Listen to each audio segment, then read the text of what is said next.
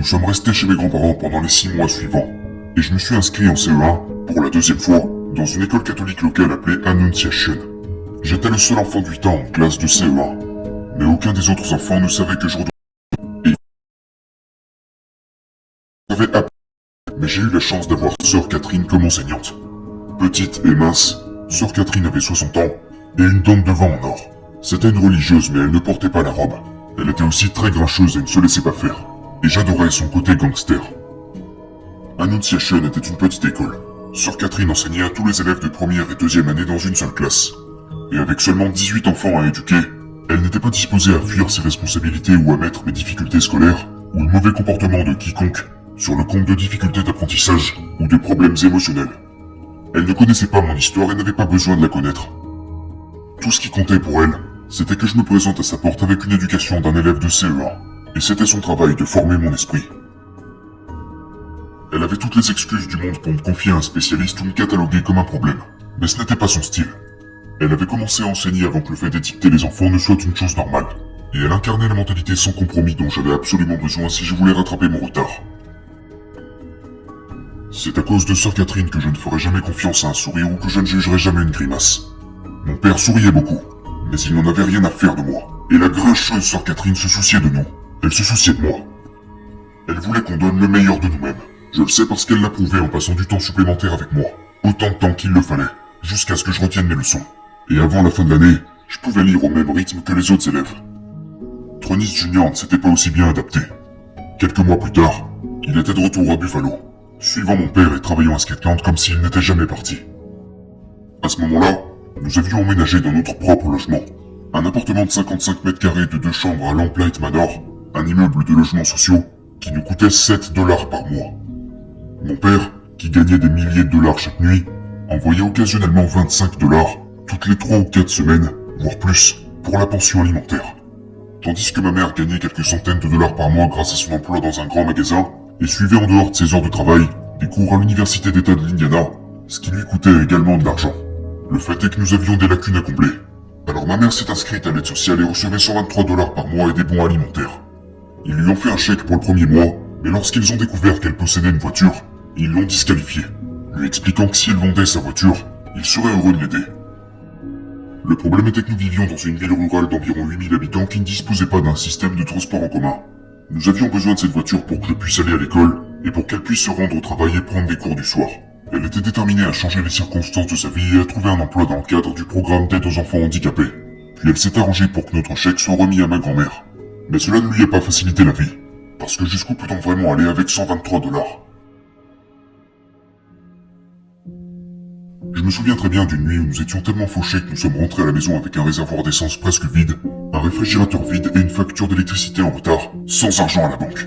Je me suis alors souvenu que nous avions 2 bocaux remplis de pièces de monnaie. Je suis allé les chercher sur l'étagère. « Maman, il faut compter notre argent !» Elle s'est mise à sourire. En grandissant, son père lui avait appris à ramasser les pièces qu'elle trouvait dans la rue. Il avait été façonné par la grande crise et savait ce que c'était que d'être sans le sou. On ne sait jamais quand on peut en avoir besoin, disait-il. Lorsque nous vivions en enfer, ramenant à la maison des milliers de dollars tous les soirs, l'idée que nous puissions un jour manquer d'argent semblait ridicule. Mais ma mère avait conservé son habitude d'enfant. Tronis la trouvait un peu petite pour ça. Mais maintenant il était temps de voir jusqu'où l'argent trouvé pouvait nous mener. Nous avons déposé cet argent sur le sol du salon, et avons comptabilisé assez d'argent pour couvrir la facture d'électricité, remplir le réservoir d'essence et faire les courses. On avait même assez pour acheter des hamburgers chez Hardee's sur le chemin du retour. C'était une période sombre, mais nous avons réussi. De justesse. Tronis Junior manquait terriblement à ma mère, mais elle était heureuse que je parvienne à m'adapter et me faire quelques amis. J'avais eu une bonne année scolaire, et depuis notre première nuit dans l'Indiana, je n'avais pas mouillé mon lit une seule fois. Il semblait que je guérissais, mais mes démons n'avaient pas disparu. Ils étaient juste en sommeil, et quand ils se réveillaient, ils frappaient fort.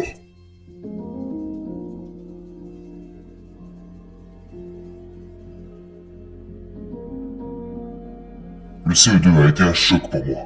Non seulement parce qu'on devait apprendre la langue cursive alors que je commençais à peine à lire les caractères d'imprimerie, mais aussi parce que notre professeur, Madame D, n'avait rien à voir avec Sœur Catherine. Notre classe était encore petite. Nous étions une vingtaine d'enfants au total, répartis entre le CE2 et le CM1, mais elle ne gérait pas aussi bien la situation et n'était pas intéressé par le fait de fournir les heures supplémentaires dont j'avais besoin. Mes problèmes ont commencé avec le test standardisé que nous avons passé pendant les 2 premières semaines de cours. Le mien était un désastre. J'étais toujours très en retard par rapport aux autres enfants, et j'avais énormément de mal à retenir les leçons des jours précédents, sans parler de l'année précédente. Sœur Catherine avait décidé de consacrer plus de temps à son élève le plus faible, et elle m'a mis au défi quotidiennement. Mais Madame D a cherché un moyen de s'en sortir. Dès le premier mois de classe, elle a dit à ma mère que ma place se trouvait dans une autre école, une école spécialisée pour les enfants en difficulté. Tous les enfants savent ce que signifie spécial. Cela signifie qu'on est sur le point d'être rejeté pour le reste de sa vie. Cela signifie que vous n'êtes pas normal. Cette menace à elle seule a été un déclencheur, et j'ai développé un bégaiement presque du jour au lendemain. Mon flux de pensée et de paroles était bloqué par le stress et l'anxiété, et c'est quand j'étais à l'école qu'il atteignait son maximum. Imaginez, être le seul enfant noir de votre classe, de toute votre école, et subir l'humiliation quotidienne liée au fait d'être le plus stupide. J'avais l'impression que tout ce que j'essayais de faire ou de dire était faux. Et c'était devenu si grave qu'au lieu d'essayer de répondre et de parler comme un disque rayé dans un lecteur vinyle lorsque le professeur appelait mon nom, je choisissais souvent de me taire. Il s'agissait de limiter mon exposition pour sauver ma peau. Madame D n'a même pas essayé de faire preuve d'empathie. Elle est directement passée à la frustration et l'évacuait en me criant dessus, parfois en se penchant la main sur le dossier de ma chaise, son visage à quelques centimètres du mien. Elle n'avait aucune idée de la boîte de Pandore qu'elle pouvait ouvrir. Autrefois, l'école était pour moi un havre de paix. C'était le seul endroit où je savais que je ne pouvais pas être blessé. Mais dans l'Indiana, l'école s'est transformée en un lieu de torture. Madame D voulait me retirer de sa classe. Et elle était soutenue par l'administration jusqu'à ce que ma mère se batte pour moi. Le principal a accepté de me garder scolarisé si ma mère m'intégrait en thérapie de groupe avec un psy local qu'il recommandait. Le cabinet du psychologue était situé à côté de l'hôpital, ce qui était exactement l'endroit où il fallait m'envoyer si l'on voulait faire douter un petit enfant. C'était comme un mauvais film. Le psychologue avait installé 7 chaises en demi-cercle autour de lui, mais certains enfants ne voulaient ou ne pouvaient même pas rester assis. L'un des enfants portait un casque et se frappait la tête contre les murs à chaque fois qu'il le pouvait.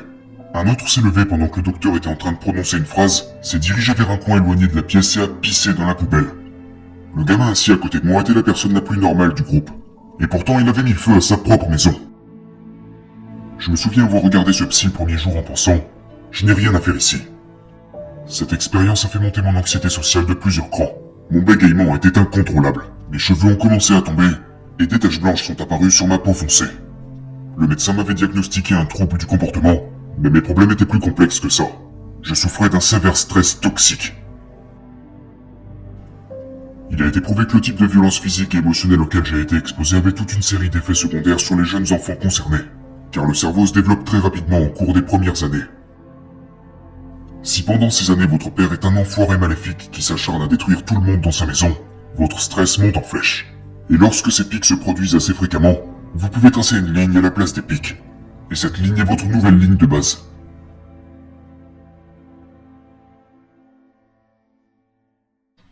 Cela plonge les enfants dans un mode permanent de combat ou de fuite. Le combat ou la fuite peuvent être d'excellents outils lorsque vous êtes en danger, car ils vous permettent de vous battre ou de fuir les problèmes. Mais ce n'est pas une façon de vivre. Je ne suis pas du genre à vouloir tout expliquer par la science, mais les faits sont les faits. J'ai lu que certains pédiatres pensent que le stress toxique fait plus de dégâts chez les enfants que la polio ou la méningite. Je suis bien placé pour savoir qu'il engendre des difficultés d'apprentissage et de l'anxiété sociale car, selon les médecins, il limite le développement du langage et de la mémoire, ce qui fait que même l'élève le plus doué a du mal à se souvenir de ce qu'il a déjà appris. À long terme, lorsque les enfants comme moi grandissent, ils courent un risque accru de dépression clinique, de maladies cardiaques, d'obésité et de cancer, sans parler du tabagisme, de l'alcoolisme et de la toxicomanie. Les personnes élevées dans un foyer où règne la violence ont 53% de chances en plus d'être arrêtées à l'adolescence. Leur chance de commettre un crime violent à l'âge adulte augmente de 38%. J'étais la tête d'affiche de ce terme générique que nous avons tous déjà entendu qui est « jeune à risque ». Ce n'est pas ma mère qui a élevé un voyou. Regardez les faits. Si quelqu'un m'a mis sur un chemin destructeur, c'est bien Tronis Goggins.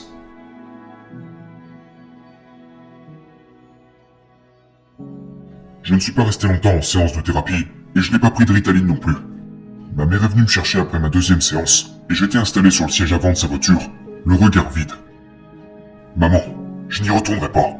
Ces gens sont fous, ai-je dit. Et elle était d'accord avec moi. Mais j'étais encore un enfant blessé. Et bien qu'il existe des interventions approuvées sur la meilleure façon d'enseigner et de gérer les enfants qui souffrent de stress toxique, il est juste de dire que Madame D n'a pas reçu ces informations. Je ne peux pas la blâmer pour sa propre ignorance. La science n'était pas aussi claire dans les années 80 qu'elle ne l'est maintenant. Tout ce que je sais, c'est que Sœur Catherine a travaillé dans les tranchées avec le même enfant mal formé que Madame D, mais elle a maintenu des attentes élevées et n'a pas laissé sa frustration la submerger. Elle avait l'état d'esprit suivant qui est « tout le monde apprend d'une manière différente, et nous allons trouver comment vous apprenez ». Elle a déduit que j'avais besoin de redoubler d'efforts, que pour apprendre j'avais besoin de résoudre les mêmes problèmes encore et encore de différentes manières. Et elle savait que cela prenait du temps.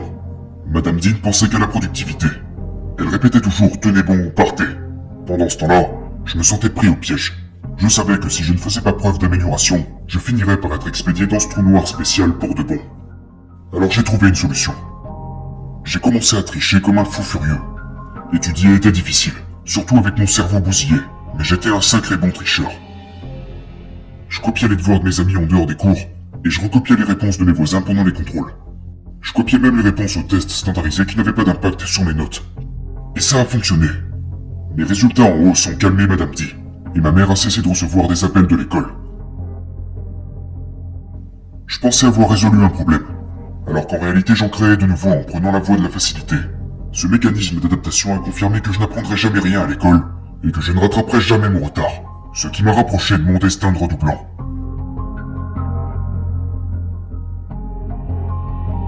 Ce qui m'a sauvé de ces premières années à Brésil, c'est que j'étais bien trop jeune pour comprendre le genre de préjugés auxquels j'allais bientôt être confronté dans mon nouveau bled. Quand vous êtes le seul de votre espèce, vous risquez d'être poussé vers les extrémités, d'être suspecté et méprisé, d'être brutalisé et maltraité par des gens ignorants. La vie est faite comme ça, surtout à l'époque. Et lorsque cette réalité m'a frappé à la gorge, ma vie était déjà devenue un véritable biscuit chinois qui renfermait en son intérieur un message d'humiliation. Chaque fois que je l'ouvrais, j'obtenais le même message. Tu es né pour échouer.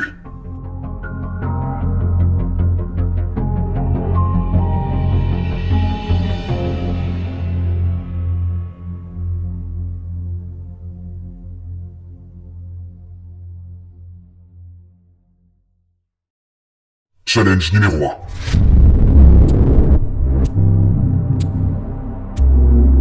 Mes mauvaises cartes sont arrivées très tôt et sont restées un certain temps. Mais tout le monde est mis au défi dans la vie à un moment donné. Quelles étaient vos mauvaises cartes? Quel genre de conneries avez-vous dû affronter en grandissant? Avez-vous été battu? Maltraité? Moqué? Avez-vous déjà ressenti un sentiment d'insécurité?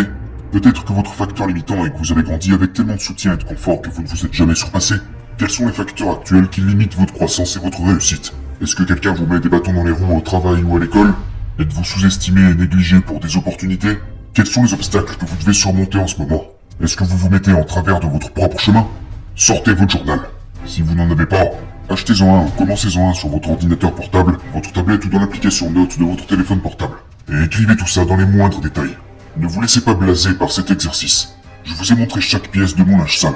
Si vous avez été blessé ou si vous êtes toujours en danger, racontez votre histoire dans son intégralité. Donnez une forme à votre douleur. Et absorbez son pouvoir. Car vous êtes sur le point de retourner cette merde sur elle-même. Vous utiliserez votre histoire, cette liste d'excuses, ces très bonnes raisons pour lesquelles vous n'arriverez à rien, pour alimenter votre succès final. Ça a l'air amusant, n'est-ce pas? Oui, ça ne le sera pas. Mais ne vous inquiétez pas encore pour ça. On va y arriver. Pour l'instant, faites juste l'inventaire. Je sais que c'est difficile, mais cette seule action vous donnera les moyens de surmonter les difficultés.